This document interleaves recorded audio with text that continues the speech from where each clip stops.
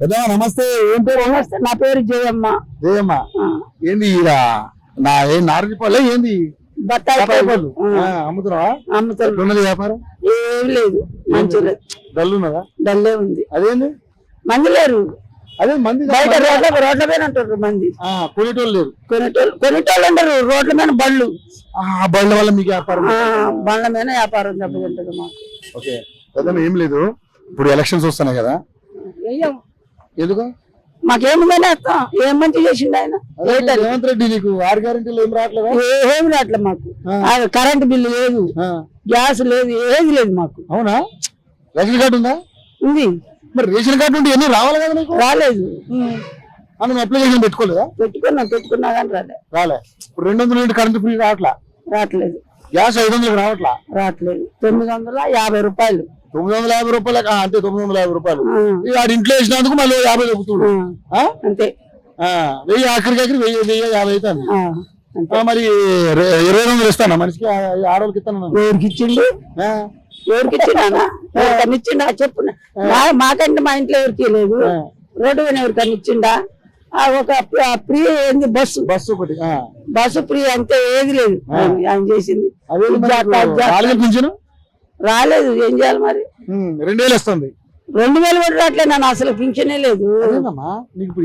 70 ఏళ్ళు నాకు. మా ఆయన చచ్చిపోయి కూడా 7 ఏళ్ళు. అది పెట్టినా రాలే, ఇది పెట్టినా రాలే, ఏది పెట్టినా రాలే. నాకు 4 సార్లు దరఖాస్తు పెట్టినా. మళ్ళీ నీ అట్టోళ్ళు కూడా 3,000 కూడా ఇచ్చిన. చేయమని కూడా ఇచ్చిన. అట్లా కూడా రాలేదు. సపరేట్ కూరుకున్నారు. ఏది రాలే నాన్న. ఇల్లు ఉందా నీకు? ఉంది, ఇల్లు ఉంది కానీ నాకు 5 బిడ్డలు, ఒక కొడుకు.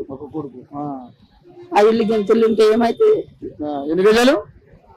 60 గజాలు. 60 గజాలు అంటే నీకు ప్లేస్ ఉంటే వాళ్ళు గవర్నమెంట్ వాళ్ళు డబ్బులు ఇస్తానన్నారు కాదమ్మా. ఇందిరా మిల్లు లేదు మాకు. రాలే. సో మరి అయితే ఓటు వేయనంటావు? ఈసారి అయితే ఊరికేయను. మా ఇంట్లో వాళ్ళు కూడా కేపాను. అదేం పెద్దమ్మా, ఓటు వేయాలి కదమ్మా. ఎందుకంటే వేసేది సక్కలాను. ఆటోలు ఉంటే మా పిల్లగాళ్ళు ఆటోలే నడుపుతారు. వాళ్ళు కానీ ఎవరైనా కానీ ఆటోలు ఉంటే ఆటోలకి ఏం లేదు. ఆటోలు కూడా ఏం లేదు. ఆటో అంటే ఫ్రీ బస్ పెట్టి ఆటో వాళ్ళు కూడా ఇబ్బంది అవుతుంది. అవునా? కాదు, మరి ఇప్పుడు జిహెచ్ఎంసీ ఎన్నికలు వస్తున్నాయి, ఏది గ్రేటర్ మున్సిపల్ కార్పొరేషన్ ఎన్నికలు.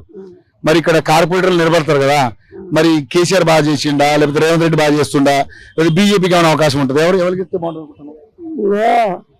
అప్పుడు చంద్రబాబు నాయుడు బాగానే చేసిండు. చంద్రబాబు నాయుడు అప్పుడు.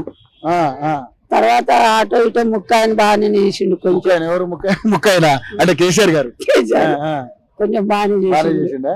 ఇప్పుడైతే మరి రేవంత్ రెడ్డి అబ్బో అంతేనా? జలమలో కూడా ఈ ప్రభుత్వాన్ని జలమలో కూడా చూడలేదు. అంతేనా?